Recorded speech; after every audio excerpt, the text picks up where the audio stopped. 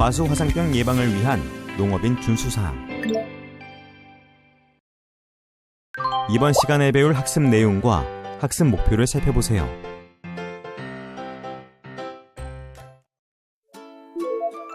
과수화상병 병환과 시기별 증상. 과수화상병이란 무엇일까요? 과수화상병은 세균병으로 화상병균에 의해 발생합니다. 화상병균의 학명 어위니아 아밀로보라로 그람음성 세균에 속하며 2개에서 7개의 편모, 선모를 가지고 있어 이동력이 좋은 특징이 있습니다.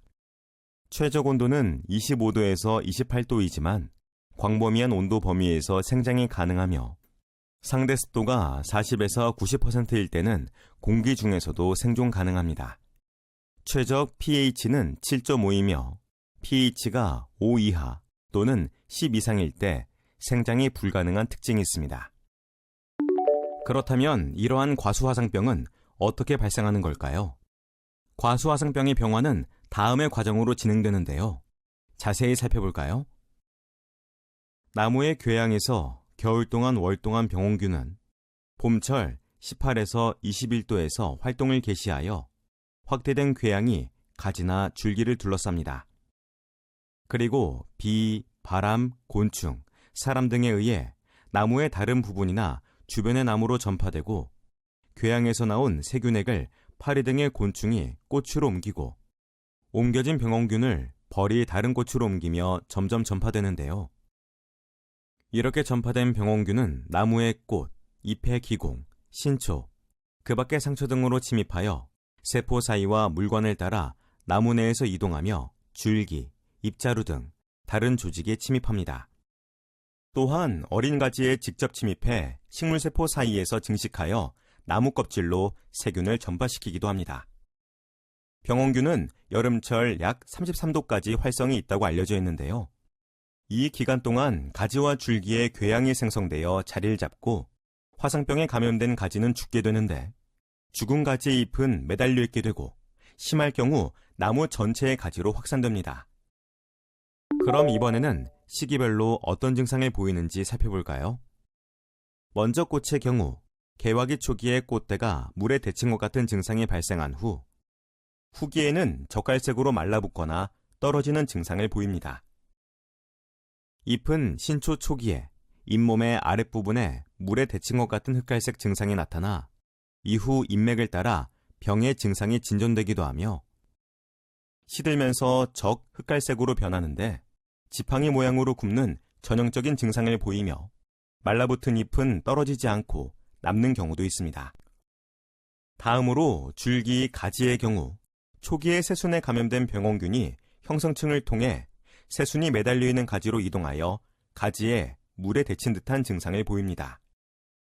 가지에 물에 데친 듯한 증상은 확대되다가 온도가 올라가면 마르면서 끝부분에 경기가 생기고 멈추게 되어 궤양이 형성됩니다. 월 동안 궤양은 배의 경우 궤양 표면이 물에 젖은 증상을 보이기도 하고 물오름기에 갈라진 부위에서 화상병균이 누출되기도 하죠. 마지막으로 열매는 어린 열매에 주로 과경에 접하는 부위부터 물에 데친 듯한 증상이 먼저 나타나고 점차 흑갈색으로 변하며 시드는 증상을 보입니다. 화상병균의 전파 양식과 이에 따른 국내 과수화상병의 확산 원인. 화상병균은 주로 과수생육기 작업자나 도구 등에 의해 확산되거나 묘목, 곤충, 비바람에 의해 확산되는데요. 하나씩 자세히 살펴보면 먼저 과수생육기에 실시하는 꽃, 과일 속기, 전지, 전정작업 등의 농작업 과정에서 사용하는 작업 도구나 장갑 등의 화상병균이 묻어 과원 내 또는 과원 간 과수화상병이 확산될 수 있는데요. 속기 작업이나 전정과위 등에 의해 꽃이나 신초가 감염되어 그림과 같은 증상을 보입니다. 그리고 묘목에 의해 확산되기도 하는데요.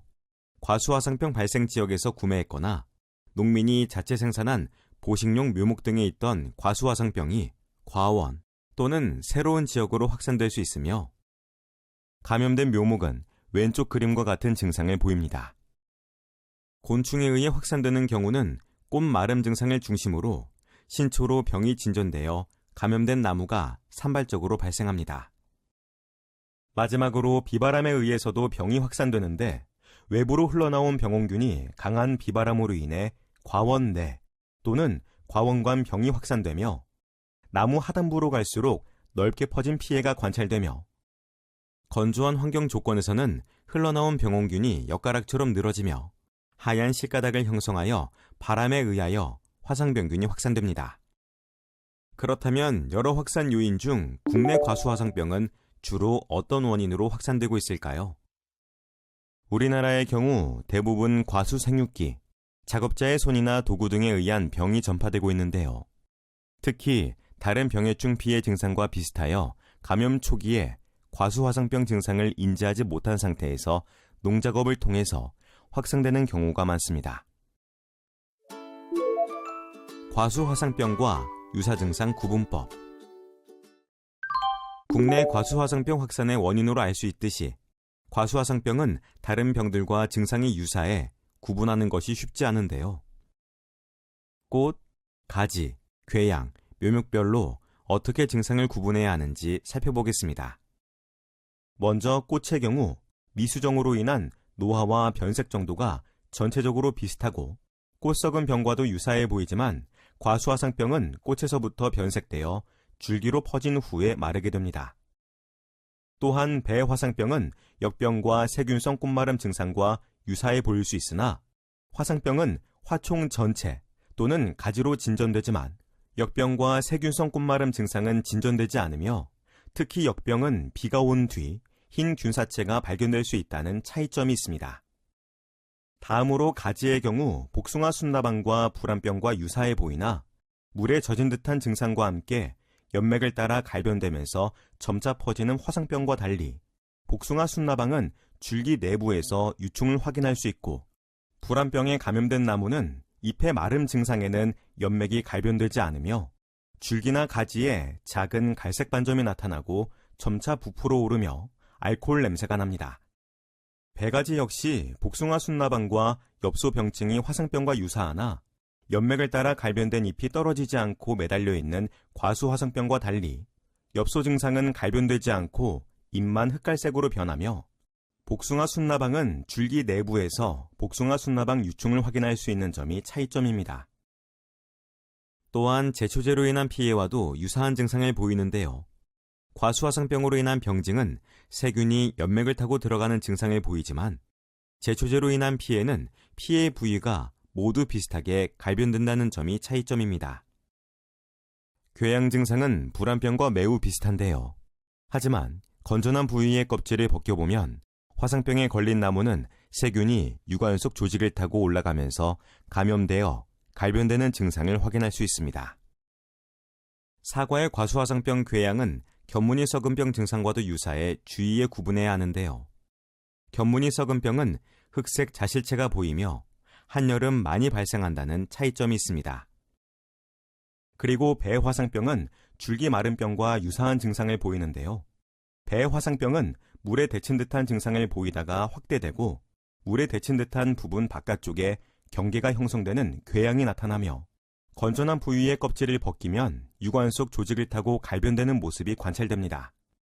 이와 달리 배 줄기 마른 병은 말라 죽은 가지에는 병자각인 작은 흑색 돌기가 형성되며 궤양 주변의 건전한 부위의 껍질을 벗겨도 유관 속 조직을 타고 갈변되는 증상이 관찰되지 않습니다.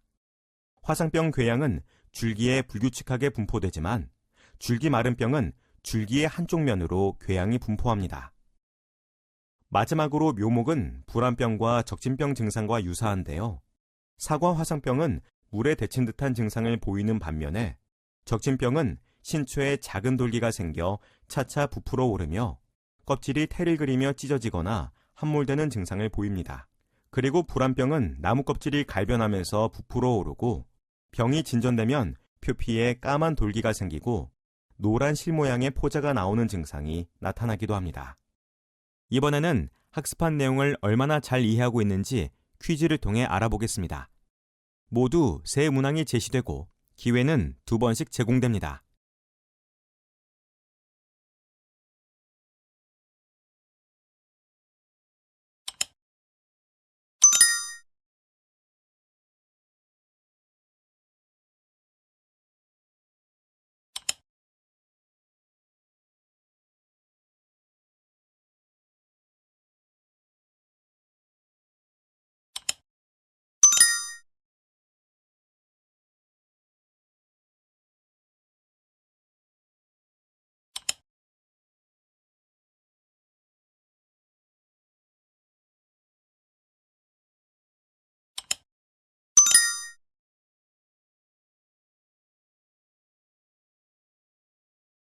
마지막으로 핵심 내용을 정리해 보겠습니다.